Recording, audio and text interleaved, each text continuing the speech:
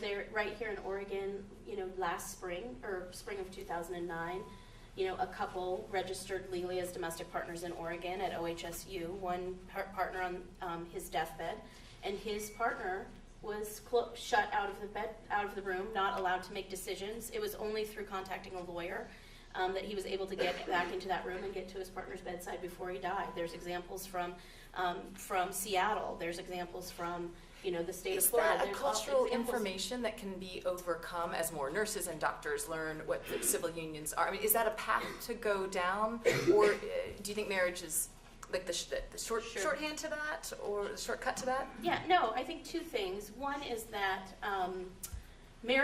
civil marriage is a system of rights and responsibilities, of both inferred and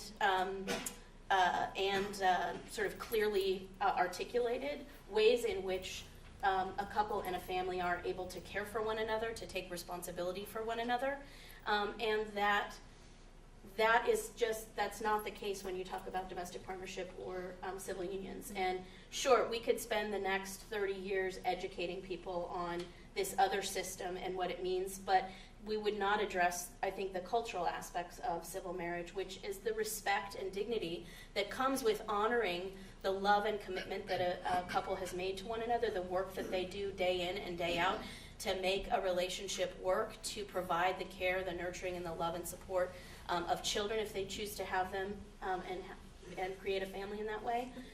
And so they're really, again, the efforts thus far have been abysmal to create some other legal institution, and it falls short of the respect and dignity that comes with marriage. Dennis Richardson, I want to get back to the Bible and where people draw what it says about marriage and where people draw. I've been in the legislature since 2003, and so I was involved with the whole Measure 36 issue and the vote to define in Oregon's Constitution marriage as between a man and a woman.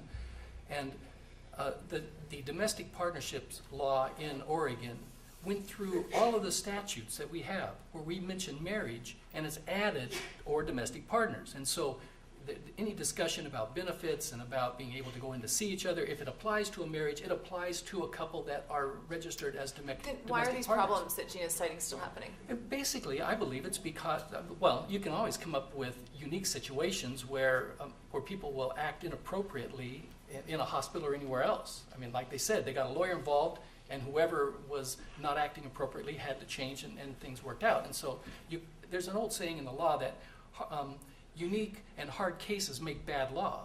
And so you go to an individual situation and say, see what happened here, let's change the law for everyone so that one little thing doesn't happen again. Now, under the law in Oregon, same-sex couples, gays and lesbians, have the right to do what they please in their own rooms. But they do not have the right to redefine marriage for everybody else. And I just want to say, if the hospital systems are mistreating gay and lesbian people, I think that's a really serious issue. I don't think that same-sex marriage is going to be a very good solution, because I personally believe that even if you're not married and you have signed the proper legal documents, that those you're entitled to have that person in your hospital room making those decisions. And in fact, we see fairly low rates of entry into either marriage or civil unions, and fairly high rates of dissolution.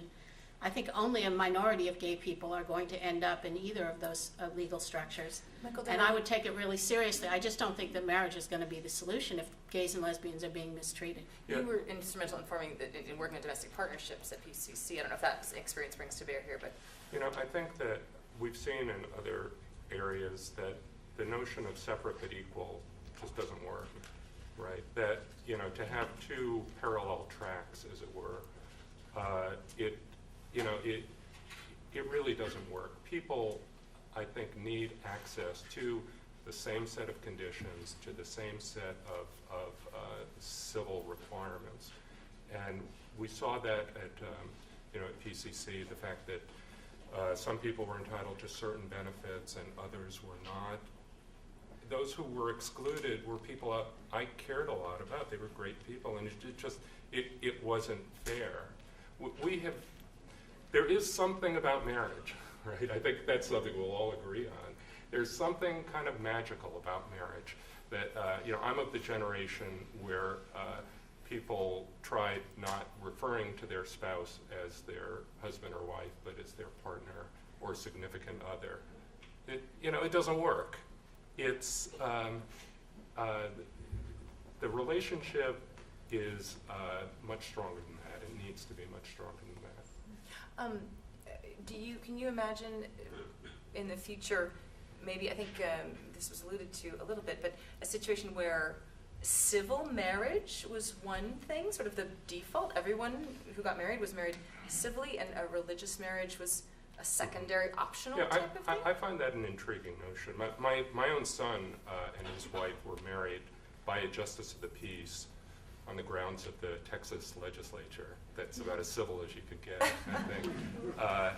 And then several months later, they were married in a traditional Burmese wedding. My daughter-in-law is from Burma. Lovely ceremony.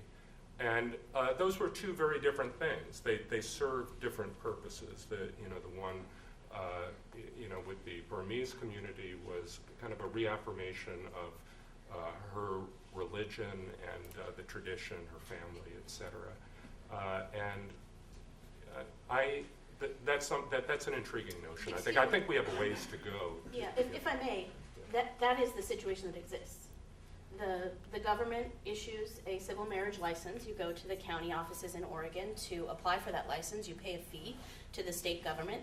It's government-controlled licensing, which carries with it the rights and responsibilities that protect and support that couple. And you may or may not choose to recognize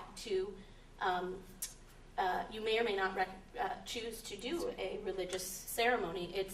This is where I think I think a lot of this issue kind of comes to the fact that folks don't necessarily understand that distinction, that there is no requirement for a ceremony or church wedding for the involvement, for the legal aspects of marriage, for civil marriage. There is no legal requirement. There is no requirement for the religious aspects of this. Now, can I clarify? people I guess choose I that. thought you do have to have some kind of ceremony or somebody has to say, okay, I Yeah, officially right, marry you, but or when do you you just get have to get a to- license? excuse me, And a when- judge can do Or it. do you just have to get a When license? a priest, a pastor, a rabbi, an officiant in the church signs the marriage license, they are acting on behalf of the government. They are not acting on behalf of the church. So the And a justice of the peace can play that same role. A notary public, in some cases, could play that So same there's one captain step of a beyond ship at getting sea the can do getting it. the license that you have to do. Somebody has to sign it. Yeah, actually, Yes. my children's generation, many of them are being married by people who've been ordained Right. through the Through internet. the Through the internet. The situation scenario I was laying out, Gina, that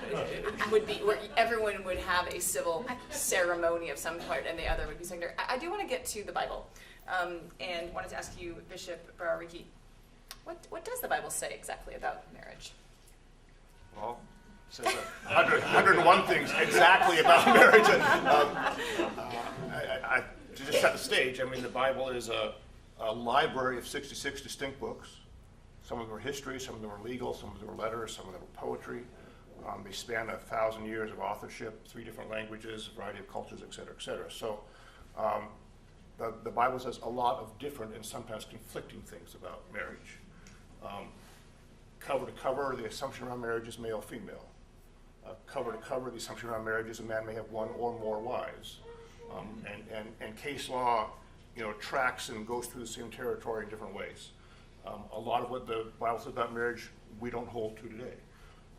Marriage is not a partnership of equals because of the patriarchal culture. So men have significantly different rights than women have in marriage, more rights than women have in marriage.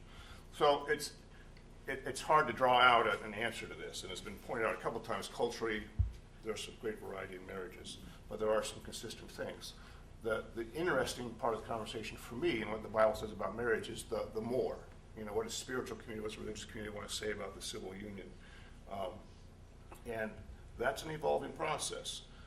I think part of the reason it's hard for Christians to move towards same-gendered marriage is because the scriptures hook up male-female fertility, procreativity with an image of Christ in the church or God in humanity, which is also meant to be a productive, creative, joyful, celebrant relationship. So there are other ways to do that, but the scriptures talk about marriage as an image for our relationship